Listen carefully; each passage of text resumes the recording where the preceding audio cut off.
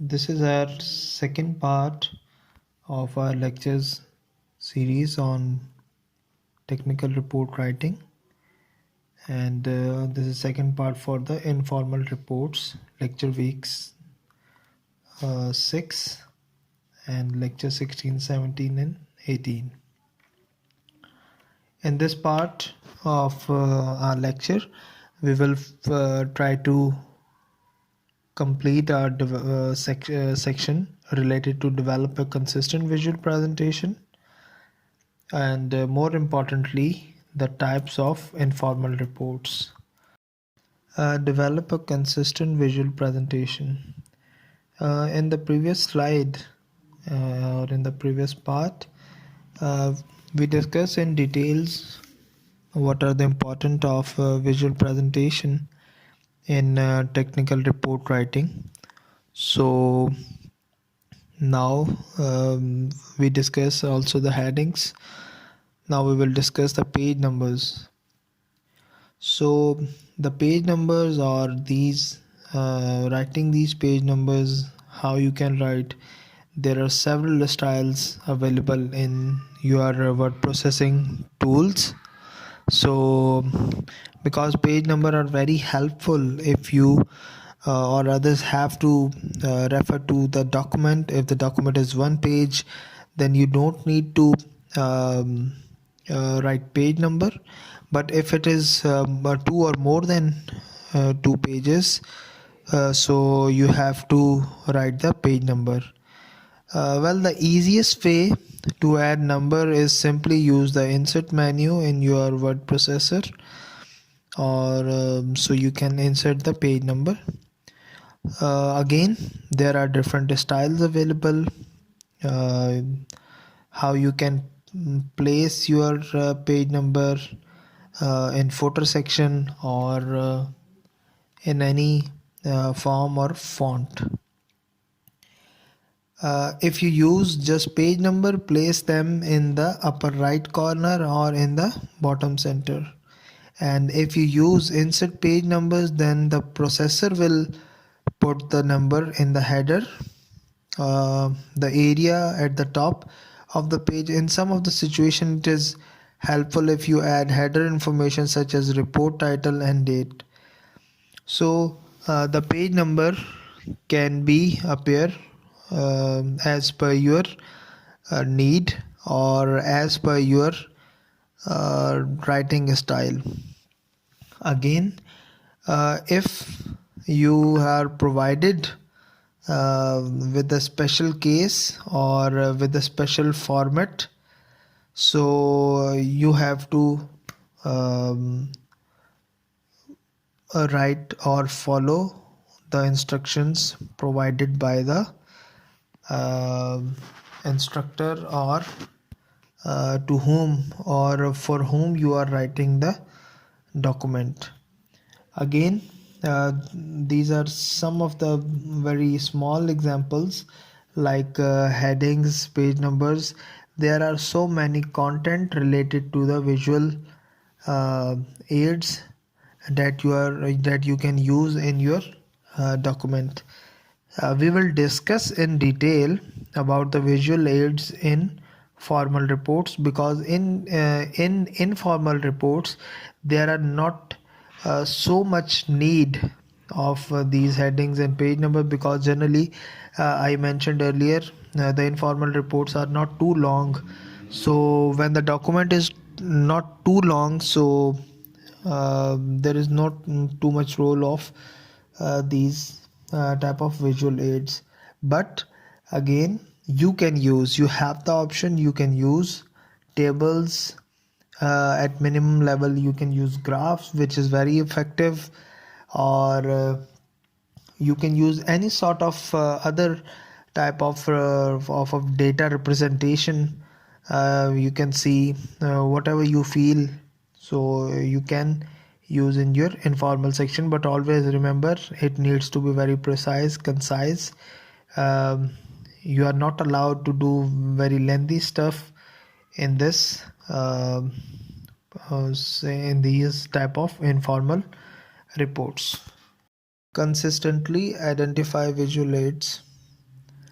As I mentioned earlier, that consistent with your font, with your writing style, with your paragraph writing, with your phrases, with your sentences is very important, because it creates a uniformity in the whole document, and especially the coherence that needs to be adopted. All you have to handle all these aspects in the same fashion. Use your caption word, for instance, figure, chart, graph.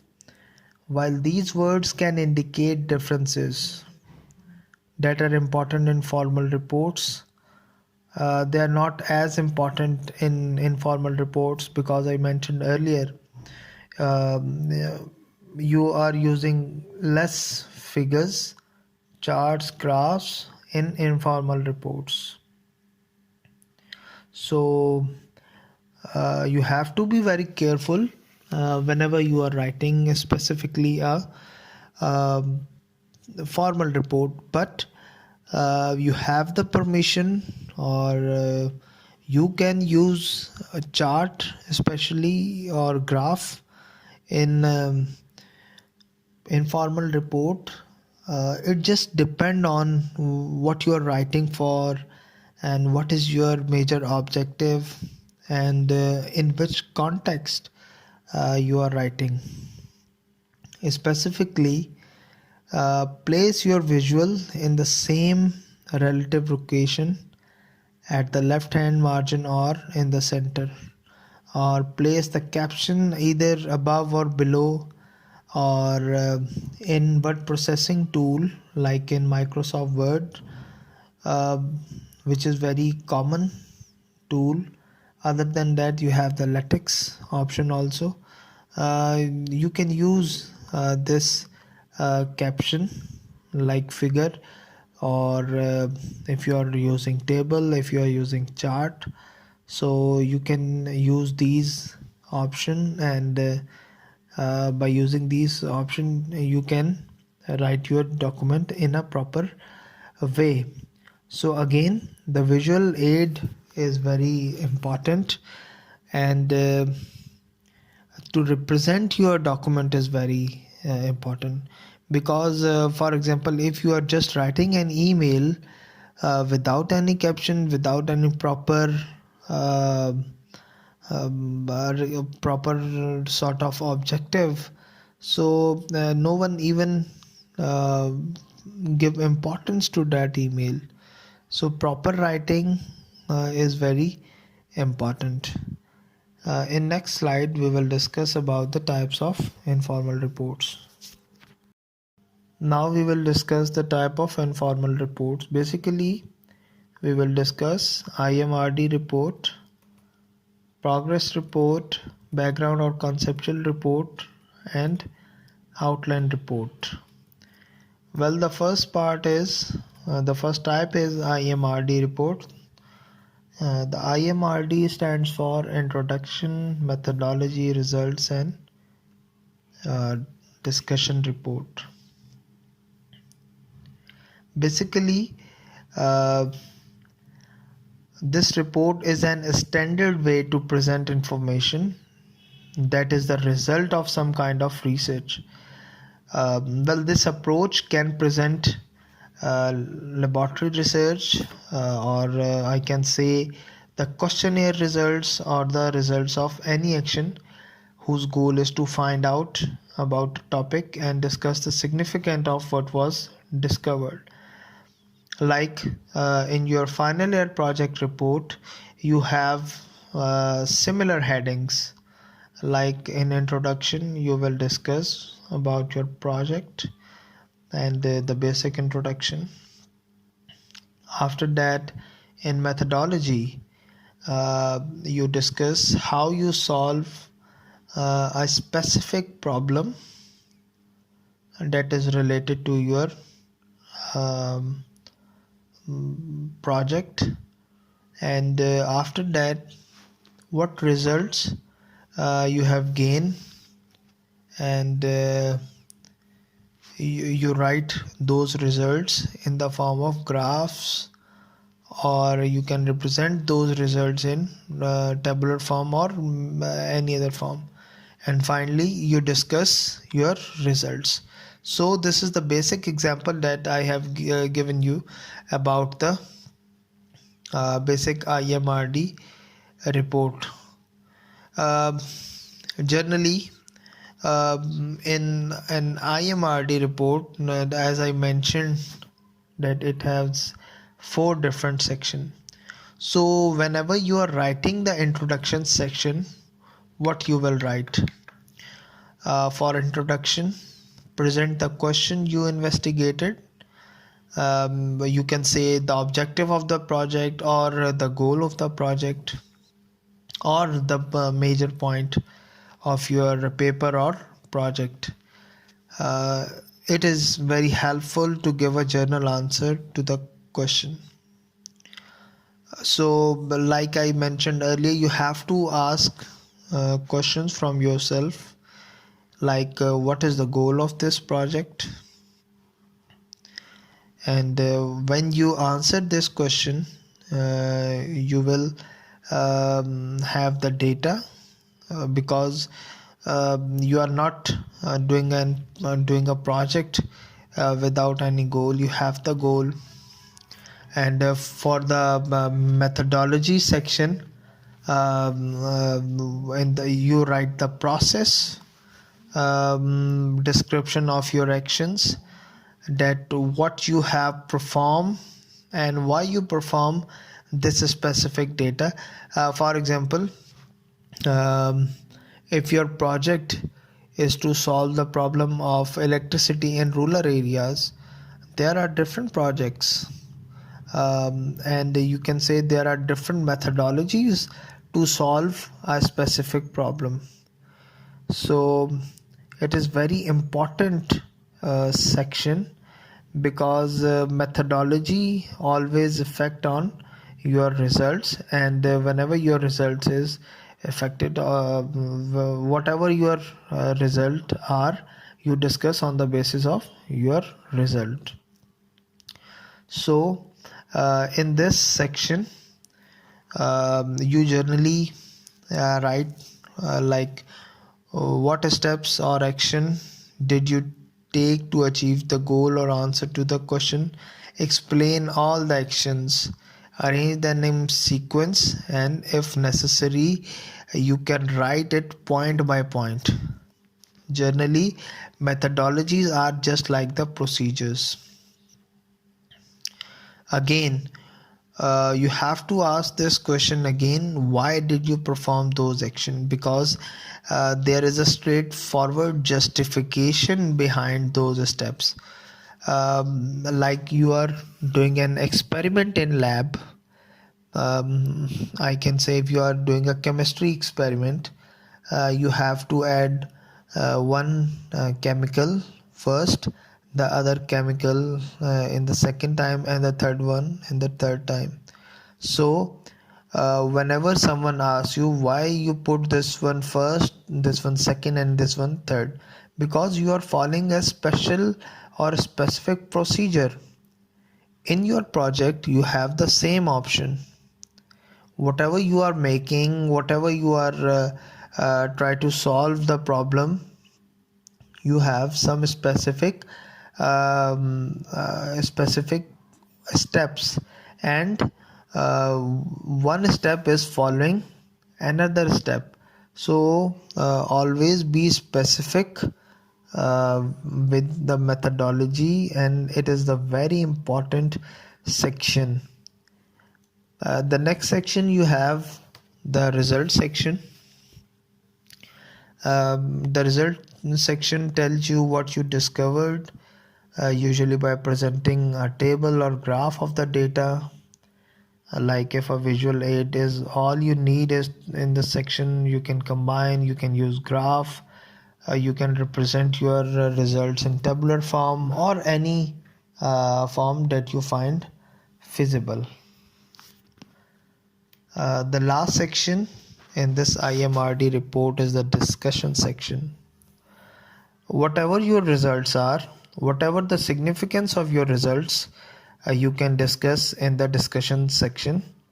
And in discussion section, you must focus on, or the question must be stick in your mind, that did you achieve your goals, what are the implications of your results, and what new questions do your results raise. Always remember, one research is always connected to another research. Whatever your results are unique, because if you are not succeeded in for example in gaining a specific result, so uh, it is also a research for some of the other student might be, so he will not follow that path that you followed. So again, these all sections are very critical and important, and it might be very helpful in writing the informal report.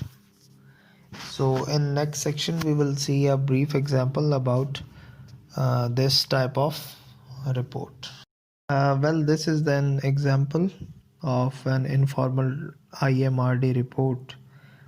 You can see in introduction there is mentioned current digital cameras include many options that affect the look of the captured image.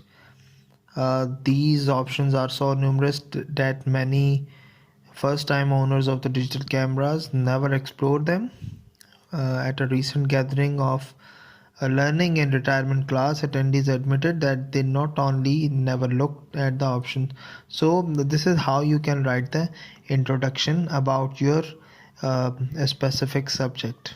In method, you just mentioned mentioned here, the camera used for this experiment was a Canon 7D. While this is the top of the line model, its options are similar to other less expensive model. The ISO was set to 1000, and the Canon 18 to 135 millimeter lens was used, and all the stuff. So these are the procedures, and you can say these are the step-by-step methodology that they followed while doing this experiment. In results, what they showed three different images. One is the standard image, the second one is the portrait, and third one is the faithful, that is according to their some sort of experiment. And lastly, in the discussion section, you can see they write, both photographers agreed that the image created with the faithful best represented the subject in terms of color, accuracy, and clarity. So based on this conclusion, facilitators of photography workshops should introduce photographer to the faithful menu option and encourage its use. So you can see here, just in one page they uh, write the whole results from introduction to methods and methods to result, and that is related to discussion. They conveyed the whole idea in just one page. So I can say that's the beauty of this informal report also, that in today's world no one have the so much time to read the bundle of papers. So writing the whole experiment or whole procedure in just one page is really an art. So whenever you have to be very concise in writing, it is always a difficult option. It is never um, been an easy option uh, to concise your report in terms of data, or because you have too much in your mind that you want to write. So while writing these reports, it is very important that you have to keep it in your mind, that you don't need to write too much, and you have to write very precisely and to the point. The second type we have is progress report. The progress report is to inform management about the status of the project, submitted regularly throughout the life of the project. They let the readers know whether work is progressing satisfactorily. As I mentioned earlier, you have to, or engineers have to, write these progress reports very frequently, because they are usually working on projects or ongoing, whenever they have to report the ongoing situation of a plant or industrial plant, so they have to report it.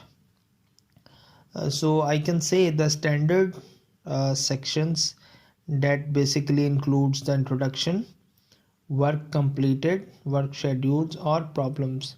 So these four are the basic and the main headings of informal reports.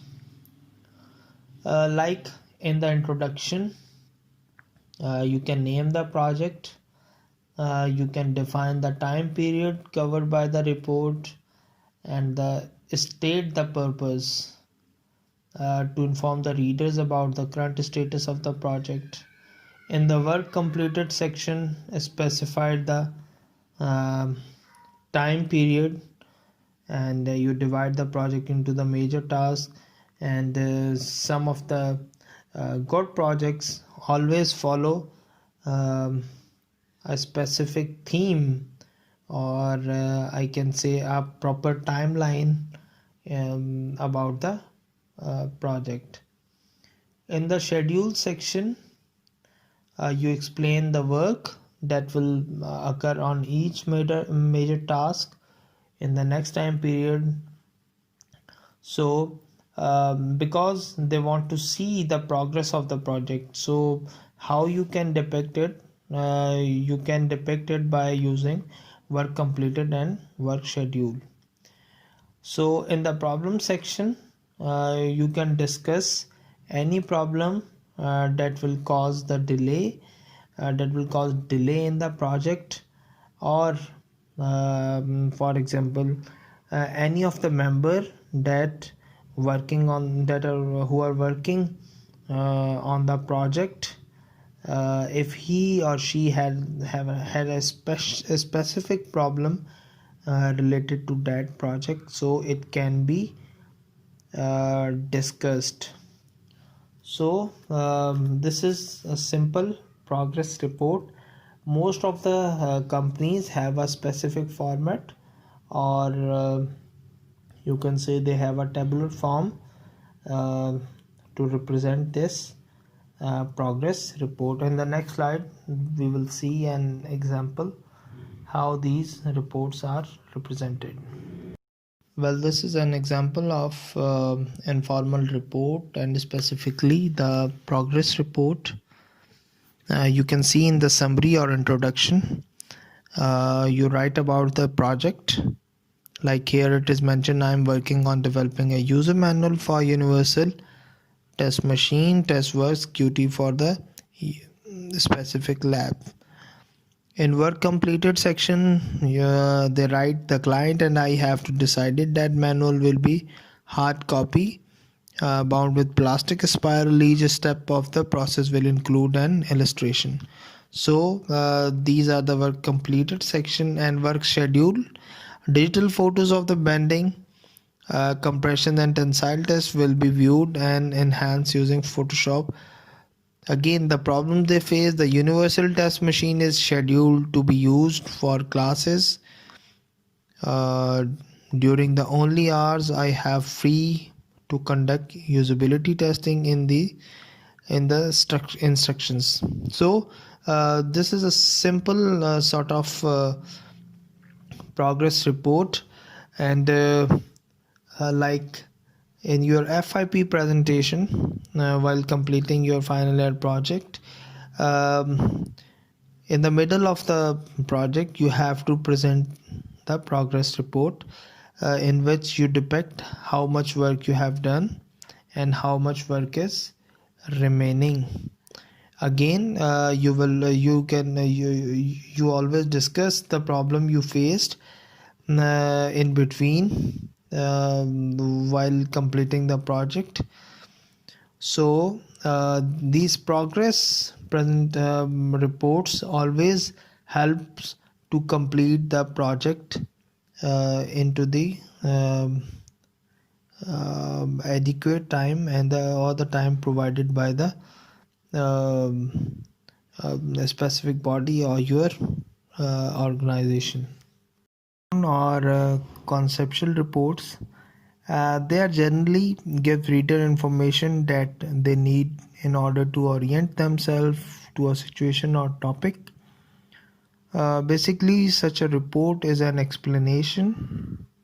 These report can explain any topic, like from if I talk about industry, they can write about the plumbing system. They can write about the waste heat recovery, or any sort of, or any general science topic like cloud formation, volcano eruption, or these type of conceptual reports. These reports gives the readers access to the topic with the intent that they are reasonably satisfied, that they understand the basic or important issues involved. To write such a report, consider the audience knowledge level. In almost all cases, audience level is very much important. If you know that your audience is not well versed with a specific topic, so you have to provide or you have to start your writing with the basic concepts, or with some sort of basic writings. Generally, these background or concept reports generally provide a very specific and very to the point information that some of the people don't exactly uh, know about a specific topic. So we will discuss the example of this report in the next section. As I mentioned earlier, that these are the basic background or conceptual report to give the some information. So here's an example, like here mentioned what is light pollution. They write light pollution is an unwanted consequences of outdoor lighting, and include such effect as skies glow, light repass and glare. So they just defined that what is the light pollution is, and again they start from the basic level. They are not trying to push the audience into their zone, but they have give them a brief idea so everyone can understand. Again, they use one of the figure, and always remember, what your words cannot teach anyone, your figure can teach. So even they can see the figure, and even a person who cannot understand your language, or like he or she from a different culture, so by seeing that figure, he or she may understand what was the topic actually is. And again, the caption of the figure is very important. Like here is mentioned example of useful light uh, and light pollution from a typical pole mounted outdoor And again they specified some of the key areas like glare zone, split light, direct glare, direct upward light and upward reflected light. So they are very specified about the objective and the context. So here you can see it just provide the basic concepts and the background about the specific topic. The next type we have outline report. Well, an expanded outline is a common type of report. Like you just have to mention about the important points, or you have to list down some important points. So whenever you are going to write these type of reports, some of the guidelines you have to follow. Always use heads to indicate sections and to function as introductions, because the headings always represents that what you are going to talk about and what you are going to write about a specific topic. The second, we have present information in phrases or sentences, not paragraphs, because whenever you are outlining something, so you don't write too much. As I mentioned earlier, it is not good to write too much in the informal reports. The third one, we have indent information as in outline underneath the appropriate head. um, Whenever you are writing an outline report, first of all you have to be very clear about the topics that you are writing in those outlines, and whatever the sections you are following, because in specific sections you don't have to write too much, or you have to write to the point. And again, the major section, the subsection must belong to the major section. For example, if you are discussing something related to the methodology, so you don't need to add the result part under that section. So it is very important, because by doing this the reader or your audience can get confused. In the next slide we will discuss one example about this outline report. uh, we have the example of the outline report.